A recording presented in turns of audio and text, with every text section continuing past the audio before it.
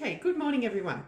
I thought as I said in my post today, I have my daughter's turning 26 today, so she asked us over for tea tonight, and another challenge on my healthy lifestyle challenge, because I know there's going to be birthday cake and I'm going to feel like I'm missing out because everybody else is going to be enjoying cake. And she did say something about a lemon meringue pie as well, and I know I won't be having that. And I know I need to not have that because ultimately my health isn't very good, and if I don't make some good changes long term, I won't have a very long life ultimately. So I'm working hard to make a difference, and I know that missing out will make me feel like I don't want to continue. So what I'm doing today is I'm going to make a blueberry cheesecake, which is, I've found a no-bake cheesecake recipe online, and I'm going to adjust that so that that's a healthy keto cheesecake. So I actually found a keto cheesecake recipe for a lemon cheesecake, and I'm going to adjust it a little bit with things that I want to put in it, rather than to make it more nutritious, rather than what they've put in it ultimately. So it's a little bit different, but it'll be easy for you to follow. So here I have a quarter of a cup of coconut, shredded coconut, or desiccated, a quarter of a cup of LSA, which is linseed, sunflower, and almond. And I did that because I wanted it to have more nutrients in it, so it'd be a bit higher in vitamins and minerals and things. And that's, LSA is really good for us. It's also really good for our hormones and stuff like that. So it's got good fats in it. The linseeds particularly are really healthy for us. And then I've put 1 cup, so a quarter of a cup of LSA, a quarter of a cup of desiccated coconut or shredded coconut, and I've put 1 cup of almond meal in it. So you can actually, if you've got a Thermomix or a food processor, you can grind it all up if you've got the whole ingredients, but I already had it ground up, so I've just popped it all in a bowl together here. And I'm going to pop it into my Thermomix because I'm lucky to have a Thermomix. So everybody has that option, but you could use anything. You don't need to have a Thermomix to do this. Then I'm going to pop a bit of cinnamon in there because I like just to have a little bit of a nice taste in the base, to give it a bit of a spice taste. So you could choose to do whatever you like, but that's just what I'm doing here. So I'll just turn this around so you can actually see what I'm doing there. So I'm going to pop, I've got about half a teaspoon there, that'll do. Just a hint of it. And a little bit of sweetness in the base, because obviously if you were using biscuits, you'd have a sweet base.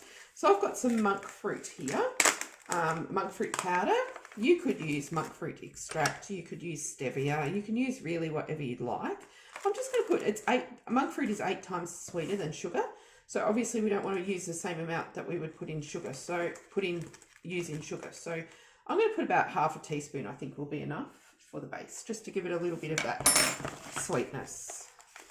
Monk fruit is good for us and doesn't have the same effect as sugar. So it's a good alternative. Okay, so I've put the lid on, and here I've got, this is a combination of 1 tablespoon of coconut oil and 1 tablespoon of butter. And I've melted that in the microwave. So please don't use margarine or anything like that because they're bad toxic oils. We want to use good healthy fats. So I've used 1 tablespoon of butter and 1 tablespoon of coconut oil, and I've just melted it so that it's in a liquid form. And I'm popping that in there. And I'm going to now just mix it together. And it'll just take a couple of seconds.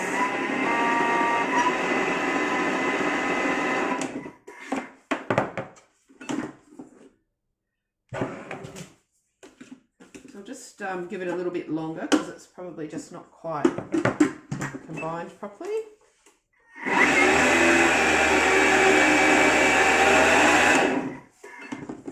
Okay, this looks good. So there's the base, and it smells nice. It's got a nice spicy smell to it. And I've got a cake tin here that I've oiled with some oil before we started. Because it's a cheesecake, I haven't bothered to line it. You could line it if you wanted to. and just pop that all into the tin. As I said, it just resembles a biscuit crust. The difference is that there's not as much carbs in it, and there's lots of nutrients and fibre and good things, good fats for us.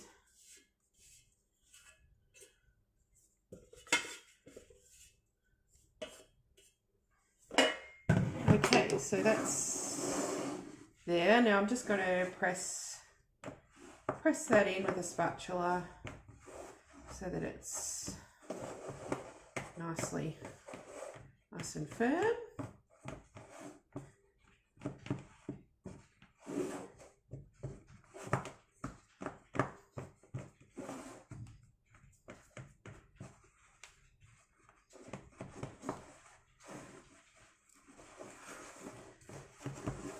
Okay, so there we are.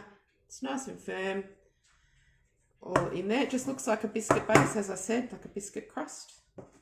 Not a lot of difference. So just going to pop that into the fridge or freezer now. While I always do the freezer because it's a bit colder while I prepare the filling. Okay. Now to make the base. So I've got some great cream cheese here, which is 397 grams. I've just rounded up to 400. That seemed like a pretty silly amount to me. So I'm just going to pop that into my mixer. And I've got some lovely lemon zest, just about 1 tablespoon, that I've done myself, just fresh, just then. So pop that in there. And then I've sort of tried to calculate, it had 3/4 of a cup of sugar in it originally, or a substitute sugar. I don't like to use artificial sugars. They're not actually good for us. So I've been working hard to try and find a sugar that tastes as a sweetener that tastes a replacement for sugar that tastes as close as it possibly can to sugar without the horrible aftertastes and things like that. And recently I've started using monk fruit, and I've found that actually seems to be quite nice to use. So it is 8 times sweeter than sugar, so you're not going to want to have the same amount. So I've taken it down to about 3 teaspoons full of monk fruit powder. You can get it in an extract as well, and then you'd be working on drops, but yeah, this would work. So pop that in there too. And it has the juice of half a lemon. So I've squeezed that before, so juice of half a lemon in there. And then we just pop it in and start to get it.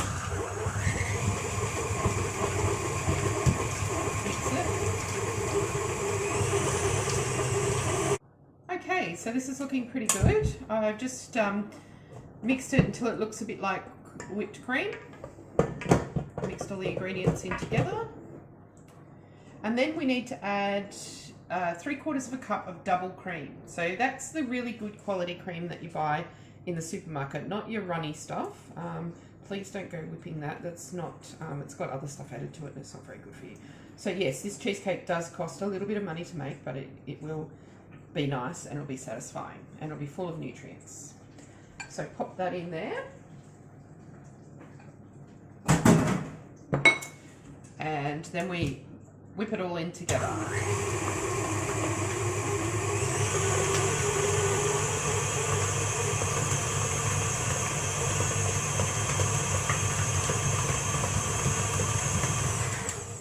And it's amazing. Look at that. Yummo. So you only have to do it until it's nicely blended. And I always recommend just taste it a little bit to see if you're happy with how sweet it is. Because there's nothing worse than making something than dishing it up and thinking, yuck, oh, I don't want to eat that. So this tastes really nice. It's about the right sort of sweetness. So certainly I probably could have even gone a little bit less than the 3 teaspoons. Probably 2 would have been enough. So it's quite expensive, that monk fruit. For the powder, you can get it in the supermarket, but it is mixed with other things. Just be aware to always read the labels. Erythritol's all right to use, or xylitol as a sweetener, but just be aware that what you're buying in the supermarket isn't pure. This one that I've just purchased is actually pure, and that was $22 for a small satchel of it, so it's quite expensive. Okay, so here's the base that I've had in the freezer. Just going to pop that out. So you'll notice this is just all whole foods. It's, you know, there's nothing really in this there's no major additives or anything like that. It's all real food. And yeah, some of us, I do have a bit of a problem with dairy, so, you know, we've just got to learn to base. I still really do love my treats, but I do know that I will have some problems after having dairy, so I just have to be aware of not having too much of it. Okay, so just spread that out in the tin. It's nice and this is something you can make for the whole family. Everybody in the family can eat this. There's no, you know, and you'll find if you've got children or you've got people that don't want to eat sweeteners, they only just want stuff that's got sugar in it, just don't tell them. They don't need to know because they're not going to know the difference.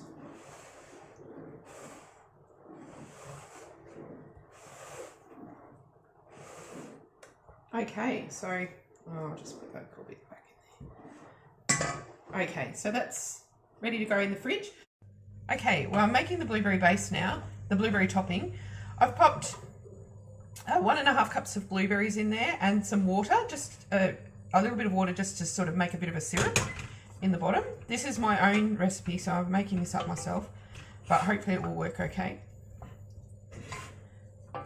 I'm going to add some monk fruit sweetener.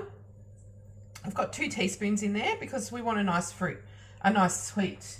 The blueberries have a nice tang to them anyway, but they'll be a bit nicer if we put some sweetener in it. This is making a bit of a nice blueberry topping. So I was just saying, blueberries are extremely good for us. All of the berry families are good for us. They really help to reduce inflammation. Berries have their dark or brightly coloured pigments is known as anthocyanins, and that anthocyanins have a hugely antioxidant effect on the body and they reduce inflammation. So trying to include some blueberries in your diet is really good. The other thing bonus about blueberries is that blueberries are low in carbs. Strawberries are low in carbs, most of your berry family, and that's why they don't taste super sweet. They have a bit of a tart taste to them, and that's because they're rich in fiber and lots of other vitamin C and lots of other great nutrients as well. So really good to try and include them in your diet regularly, especially if you're suffering from some chronic pain issues and things like that. So that's just, hopefully I'll bring that to a simmer, and that will, now I'm going to add, there's not a lot in that pot if you have a look. I think if I add maybe about half a teaspoon of gelatine will be just enough to when it sets, just to form it to a gel so it doesn't run in everywhere.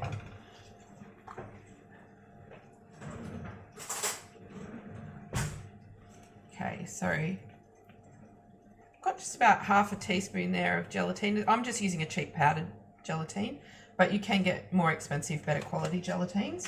Gelatine is actually quite good for us as well, particularly the better quality ones you can get. They're really good for our gut and our gut health. So it can be really good to add gelatine, particularly if you've got an issue with leaky gut and things like that, or you're trying to heal and improve your nutrient absorption. Using gelatine in your meals will really help. So it's very rich in things that help our gut. So I recommend, you know, if you can get really good quality gelatine from a good health food store or something like that, to pop it into soups, stews, pastas. It doesn't taste like anything, you won't know, but it'll be actually doing great stuff for your gut.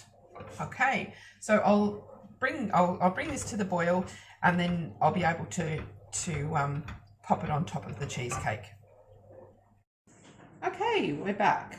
So I've got the base that's been in the fridge with the base and the cheesecake filling, and I've got our blueberry mix that I have made on the stove, which is blueberries and water, and to make a nice juice with some monk fruit sweetener in it and a little bit of gelatine to hopefully thicken it a little bit. And then I'm just going to pop them on top of the cheesecake. Just let it cool. I let it cool a bit because I didn't want it to sort of melt the cheese cake.